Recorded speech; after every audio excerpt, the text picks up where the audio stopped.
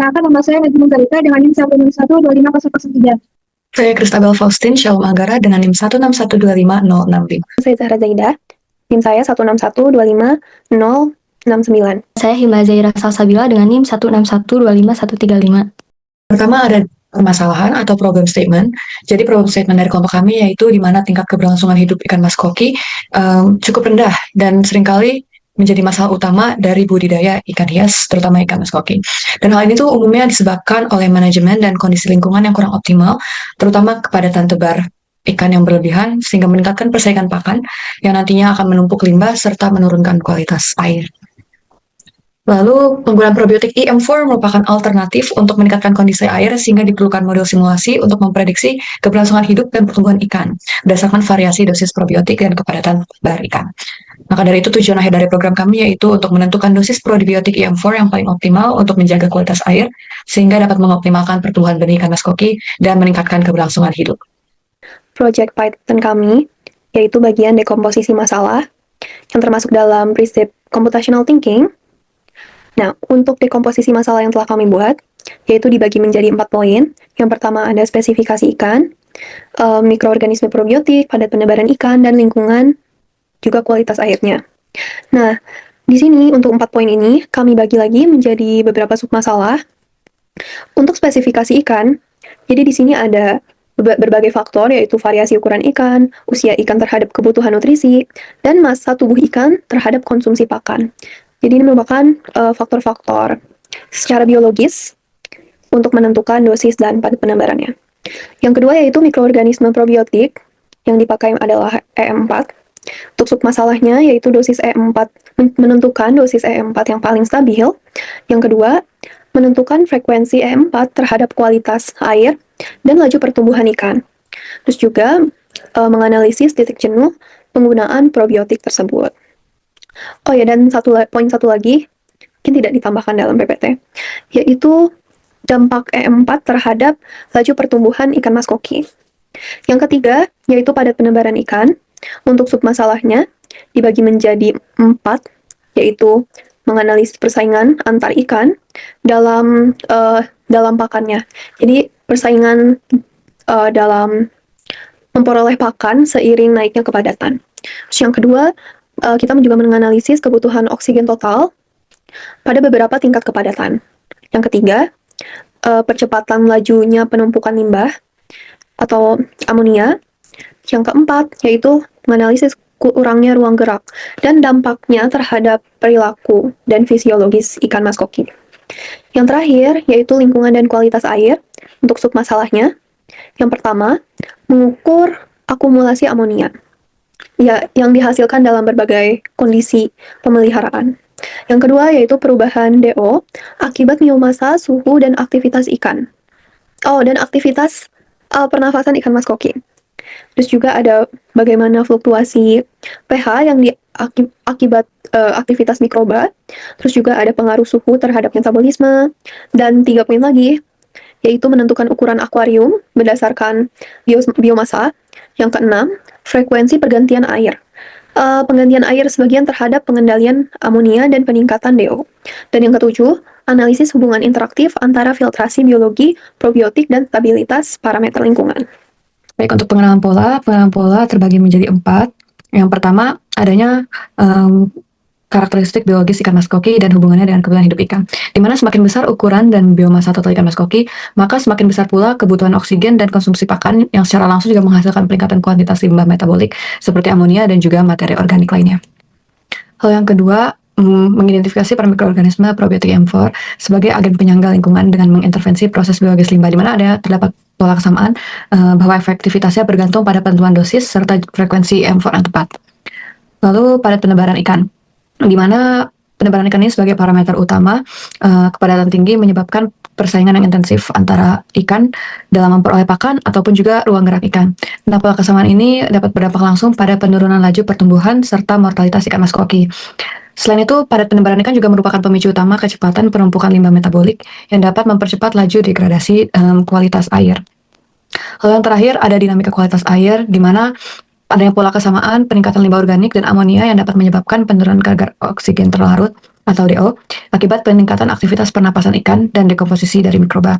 Lalu fluktuasi buruk pada parameter seperti amonia, DO, dan pH secara langsung juga mempengaruhi kesehatan dan juga tingkat kelangsungan hidup ikan mas koki. Selanjutnya, saya akan menjelaskan tentang bagian abstraksi, yaitu bagian tentang generalisasi dari dekomposisi yang sudah dibuat sebelumnya.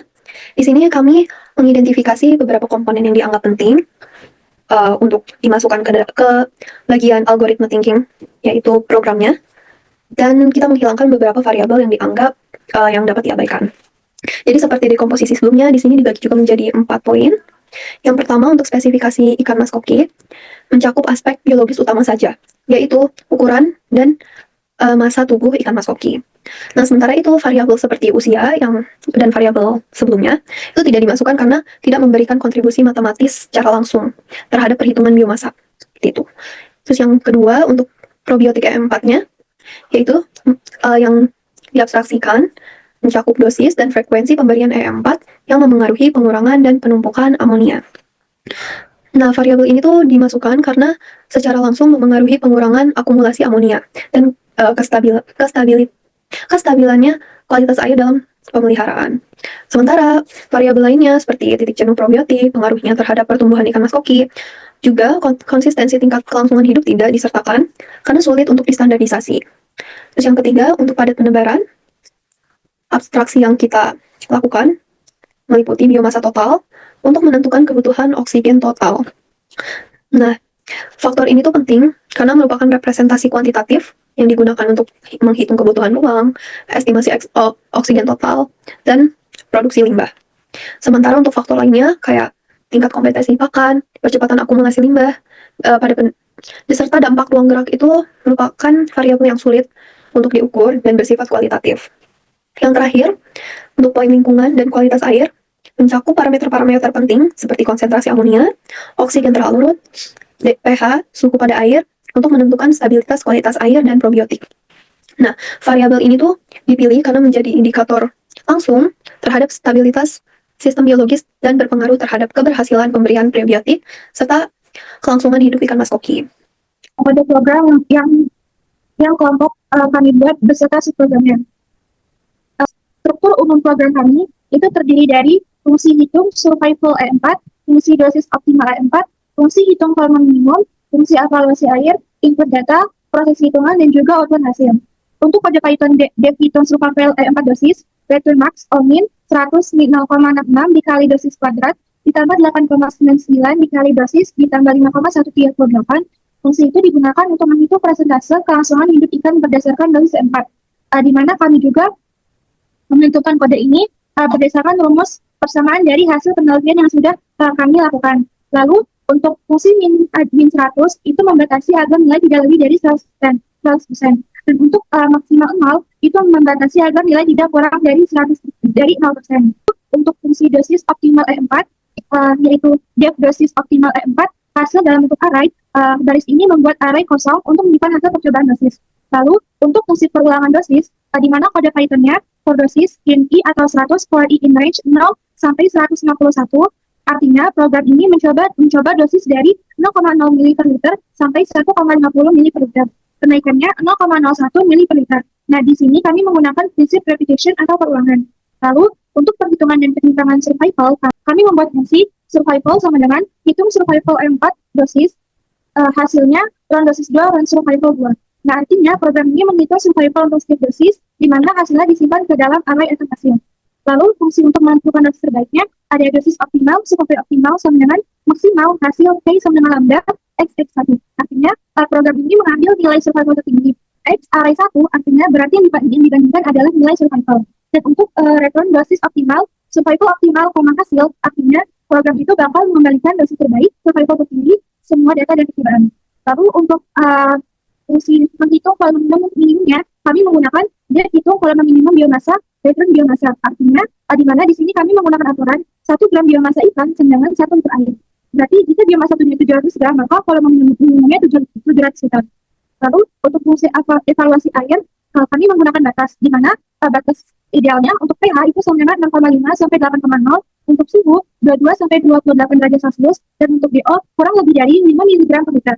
Lalu untuk proses pengecekan airnya, kami menggunakan fungsi for i, nilai in enumerate data. Artinya program ini akan membaca data air satu persatu. If rendah kurang dari nilai kurang dari tinggi, maka statusnya akan baik, else statusnya bakal kurang ideal. Nah, di mana di fungsi ini kami menggunakan preset selection atau kecobangan. Lalu input data oleh usernya akan menampilkan jumlah sama dengan integer input jumlah ikan untuk masanya, plot input berat rata-rata per ekor, dan untuk panjangnya plot input panjang ikan. Nah, data itu akan dimasukkan oleh pengguna di mana kualitas airnya bakal muncul pH, suhu, dan juga DO. Fungsi proses perhitungan utamanya, kami menggunakan biomasa sama dengan jumlah dikali massa, volume sama dengan hitung volume minimum biomasa, dosis survival semua data sama dengan dosis optimal E4, cek air sama dengan evaluasi air atau kualitas air. Nah, di sini program kami akan menghitung biomasa, menghitung volume akuarium, menentukan dosis E4 terbaik, dan juga mengecek kualitas air. Lalu untuk output programnya, program akan nge-print total biomasa, volume minimum, dosis E4, dan survival. Lalu penerapan prinsip algoritmanya, di mana sequence itu berarti urutan input, proses output, selection kami gunakan untuk pengecekan kualitas air, repetition kami gunakan untuk pengulangan dosis 4, dan array untuk kami gunakan untuk penyimpanan hasil dosis dan juga status air. Lalu kesimpulannya, program ini akan membantu untuk menentukan takaran E4 yang tepat, menyesuaikan kepadatan ikan dengan volume air, menjaga kualitas air tetap ideal, dan juga meningkatkan kelangsungan hidup ikan sapi. Lalu saya akan menjelaskan alur program kami, dimulai dari menginput jumlah ikan, massa rata-rata per ekor dalam satuan gram, dan panjang rata-rata dalam sentimeter. Kemudian program juga menginput data kualitas air yang terdiri dari pH, suhu, dan oksigen terlarut. Lalu program menghitung biomasa dengan perhitungan jumlah kali massa. Kemudian program menghitung volume biomasa. Bagian ini memiliki subprogram yaitu dengan menginput biomasa ikan dalam gram, kemudian menghitung volume air, di mana volume air ini memiliki perhitungan volume sama dengan biomasa. Lalu program menghasilkan output berupa volume minimum akuarium. Kemudian program menghitung dosis, survival, dan semua data. Bagian ini subprogram juga yaitu dengan menginput dosis EM4, kemudian menghitung survival min 0,666 kali dosis kuadrat ditambah 8,999 kali dosis ditambah 51,38. Rumus ini itu merupakan hasil dari penelitian. Kemudian jika survival kurang dari 0, maka tetapkan survival sama dengan 0, dan jika tidak, maka survival lebih dari 100. Jika iya, tetapkan survival sama dengan 100, dan jika tidak, biarkan survival. Kemudian program mereturn survival. Lalu program mengevaluasi kualitas air, di mana bagian ini juga memiliki subprogram, yaitu dengan menetapkan batas pH sama dengan 6,5 sampai dengan 8. Kemudian tetapkan batas suhu sama dengan 22 derajat Celcius sampai dengan 28 derajat Celcius. Kemudian membuat list variabel yang terdiri dari pH, suhu, DO. Kemudian membuat list daftar status, memulai loop untuk setiap nilai dalam daftar variabel. Jika nilai dalam batas ideal, maka program menambahkan baik ke dalam daftar status. Dan jika tidak, program menambahkan kurang ideal ke daftar status. Jika masih ada nilai yang belum dicek, program kembali ke proses loop atau cek nilai berikutnya, dan jika tidak, program mereturn semua status. Langkah selanjutnya yaitu program mencetak total biomasa ikan, volume minimum, dosis E4, dan perkiraan tingkat hidup ikan. Yang terakhir yaitu program menghasilkan kondisi air yang terdiri dari pH, suhu, dan DO, di mana kondisi tersebut menunjukkan status baik atau kurang ideal untuk setiap parameter. Yang terakhir yaitu program menghasilkan kondisi air yang terdiri dari pH, suhu, dan DO, di mana kondisi tersebut menunjukkan status baik atau kurang ideal untuk setiap parameter. Kesimpulannya yaitu permasalahan mengenai rendahnya angka keberlangsungan hidup ikan Melas koki akibat manajemen pemeliharaan yang buruk dapat diatasi dengan program penentuan dosis probiotik EM4 yang paling optimal, sehingga dapat menjaga kualitas air dan mampu mengoptimalkan pertumbuhan benih ikan Melas koki dan meningkatkan angka keberlangsungan kehidupan hewan atau ikan Melas koki tersebut. Sekian dari kelompok kami. Mohon maaf apabila ada kesalahan. Wassalamualaikum warahmatullahi wabarakatuh.